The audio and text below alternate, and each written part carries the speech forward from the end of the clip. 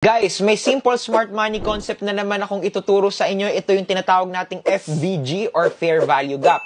So, yung Fair Value Gap, nangyayari siya kapag sobrang bilis ng volatility ng market at naiwan yung mga ibang orders or hindi siya na-fulfill. So, for this case, makikita mo sobrang bilis ng pagbagsak ng bearish candle na to.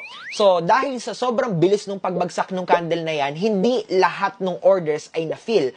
At ang kailangan gawin ng market dyan ay balikan. Kasi nga, may mga pending orders pa na naiwanan dahil sa sobrang volatility, hindi siya na-transact. Paano ka maka-identify ng FVG? So, simple lang yan. Kuhanin nyo yung last candle before the big movement. So, for this case, ito. And then, kuhanin mo yung susunod na candle after the big movement. Okay. So, nakita nyo, nagkaroon ng gap dito from bullish candle na to hanggang dito sa another bullish candle na to.